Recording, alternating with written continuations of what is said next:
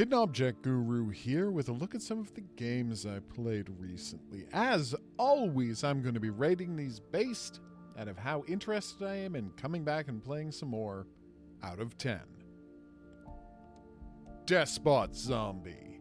This is a weird one because it's so much stranger than it really should be. Seems like a simple enough project. Use a few pre-made maps, link them via magic teleporting doors, sprinkle in the zombies, and let the player puzzle their way through.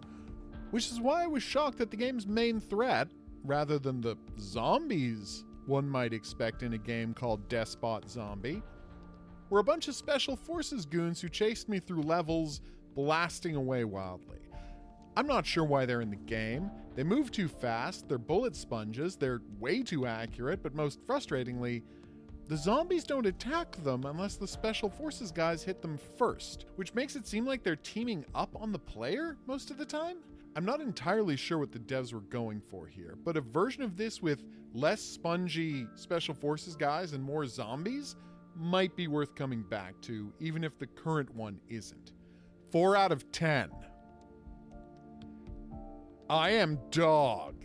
It's a dig dog. Cute and simple, this game has players dropping through a down well type shaft, digging up bones and unlocking hats. Ironically, I don't see a lot of depth here, but I will say that there's an addictive quality to watching that little guy bounce up and down as he wipes out bats, ghosts, and other boogans.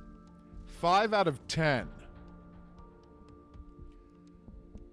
Black Hole Survivor. A survivor game with an interesting twist. The player has no weapons, just a gravity gun that they can use to clamp onto various pieces of space debris being pulled in by the black hole at the center of the map, and then blast them back towards the enemies that swarm around the levels. It's super easy to pick up, and the physics are incredibly satisfying. The lack of upgrades or any real twists to the gameplay beyond the different types of asteroids and ships makes it feel a little more like an arcadey experience, but it's a good one. And it's definitely a title I'll be more than happy to load up and chill with in the future. 7 out of 10. Teeny Tiny Trains. Well, this is just an amazing puzzle game. I've been a fan of string-stretching puzzles since I started playing hidden object games. So at first I thought this was going to be a little variation on the idea with the train lines instead of linking chains. Man, do things get complicated quickly. It starts out with the player drawing lines, then they have to start dealing with switches, gates, tunnels, organizing routes so that certain colored trains arrive in a particular schedule. I couldn't stop playing this thing. It's easy to pick up, incredibly addictive, and delightfully educational for all ages. The only thing that's missing is a puzzle hint system, but I'm almost guaranteed to go back for more nonetheless. 8 out of 10. Super Sketch Bob. Well, this thing is just clever as heck. Yes, the platforming is floaty in that game maker sprite-based way that can frequently be an obstacle to getting really invested in a platformer. But the thing is, this game is so well designed that I didn't really mind the technical issues.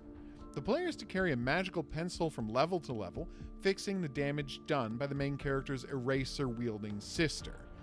I've just started the game, so the only platforming aid I had was the ability to make platforms in mid-air, but even that gives the developers room to experiment with vertical gameplay in a manner that intrigued me. More intriguing, though, was a brilliantly designed Tetris-themed secret level that stands out even among the universally well-bit maps in World 1.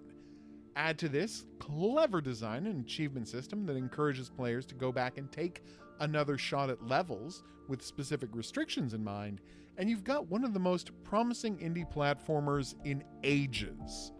7 out of 10. Shell of a King. It's a dungeon crawler about auto-firing to battle snakes and slimes. No auto-aiming though, just twin-stick shooting where you have to turn the gun on and off instead of just pushing in a direction. More importantly though, is the Paper Mario-esque display of a 2.5D world, where it's mostly about top-down exploration, but the player is free to spin the camera around the action, allowing them to see every wall and discover secret passageways. It looks great, the gameplay is solid, with an RPG-themed leveling system where snake coins are used to purchase upgrades to speed, power, health, and equipment restrictions. Heck, there's even fishing in this thing. What more could I ask for out of a cute 2D dungeon crawler? 8 out of 10. Up to par. It's a mini-golf roguelite. Nothing fancy like that ghost-fighting 2D golf game. This one offers the purest simplicity. Watch the game generate a random course, pick an angle, charge up a swing, and then the ball bounces around. In the best design choice one could make, strokes are the game's currency. Every new hole the player is offered 3 of them, and when they run out, it's game over. The goal? Just get as far as you can through the procedurally generated courses. There's a new biome every 6 holes, with a shot between them to let the player grab some perks, like a mulligan if their ball goes flying off the course, which is an inevitability as dips and hills start being gradually added to the courses. There's different ball cosmetics to unlock, a weekly challenge, and seemingly endless variations on what a mini golf hole can look like. Yes, the randomness ensures that even the most talented player can wind up nixoned by a terrible bit of luck, but that's the game in roguelikes, and this is one of the most endearing I've played in a while. 8 out of 10. Ion Shift Demo. It's a killer alien puzzle game, which is getting to be a pretty prominent genre, come to think of it. There aren't a lot of mechanics yet. You can dive into fat humans to hide from cameras, dash to kill people, throw items to trick machines into shooting people, and that's basically it. It's gory and kind of silly and a great ride. The level design is very impressive, filled with seemingly impossible arrangements of guns and soldiers that the player really has to look at closely to find the right weak point to exploit. This demo is currently available, so go and check it out for yourself. I'll happily dive back in if they want to send over a review copy when it's done. 8 out of 10. World Crafter Tower Defense Prologue. The premise here could lead to something interesting. The player has to gather resources to build towers, mixed in crafting and tower defense. Also, you use the money you get from killing monsters to make the world bigger, giving you a longer path to kill those monsters on. That's all good stuff in theory, but in practice, I'm basically just waiting around to play the game? Click on a tree to get wood and then wait for coal. Click on a rock to get ore and then wait for iron. Later, when this game has levels and upgrades and bots and automation, and actual enemies instead of just gelatinous cubes, I could see this being worth coming back to. But as a playtest, it kind of left me cold. 4 out of 10. Farmer's Life. There's a great hook here, if nothing else. The game starts off with a tutorial built around dealing with alcoholism.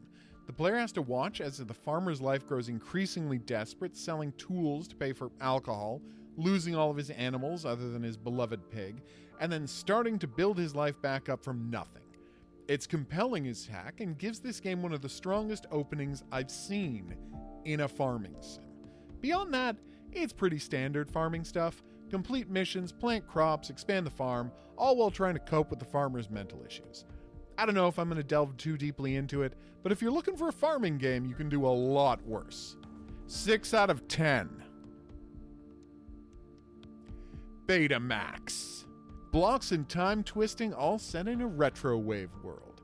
No one can say this isn't swimming in Portal's waters, but it's got more than enough features to develop an identity all of its own. Primarily among these is the player's ability to pause and rewind the action. Yeah, we've seen that plenty in games, but the twist here is that the world is filled with pink-hued areas and items that are immune to time manipulation. Pick up and place a pink box, then rewind the game.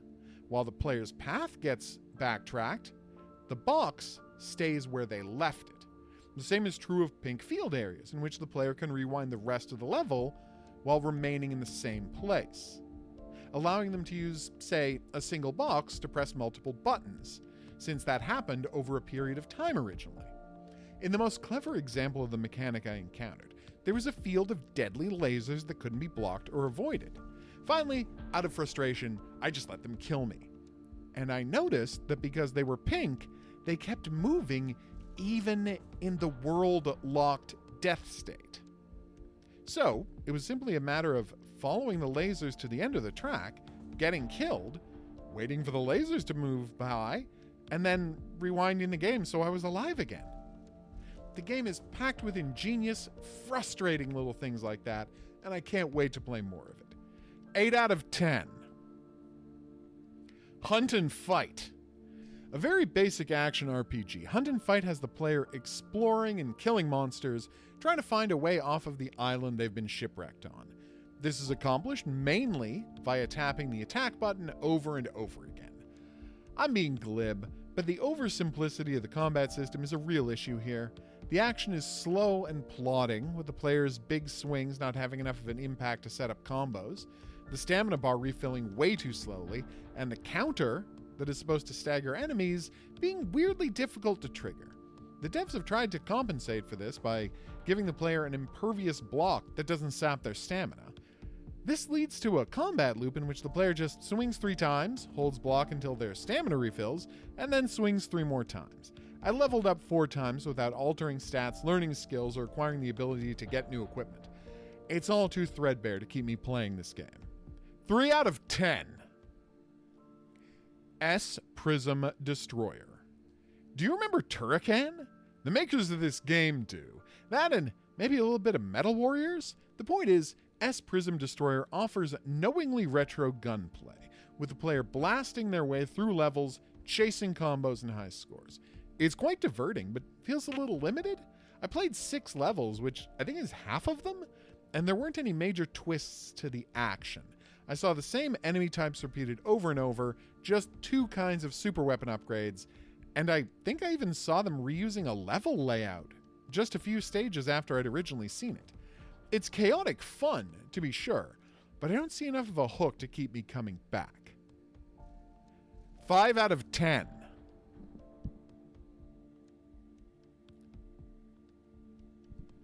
They Do Not Die. More the idea of a zombie game than a zombie game. This title has the player racing through a city as the undead swarm all around them. The mechanics of it are extremely well thought out. Pink arrows are humans that run from zombies. Green arrows are zombies that chase humans, although they'll switch to chasing the player if they get too close or take damage. And the red arrows are feral zombies that come straight for the player and smash walls.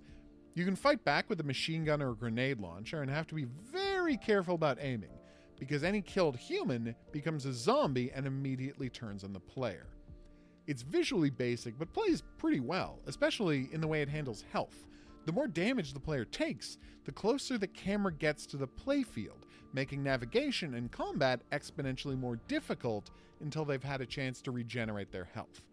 There's a narrative as well about a trans girl trying to survive the apocalypse, and while the messages in it don't really affect gameplay, they're still nice diversions, breaking up the gameplay that gets honestly pretty repetitive after a few missions. I could have used some upgrades or levels or twists of some kind. In addition to the 40-minute story mode, there's endless score chasing on offer. I'm looking forward to wrapping it up soon. 7 out of 10. So that's all the games I've checked out recently. Thanks for watching. If you had any games you think I should play, drop them in the comments section below the video. I will be back with more reviews after I've had time to sample some new games, but until then I'll say that's right. Au revoir.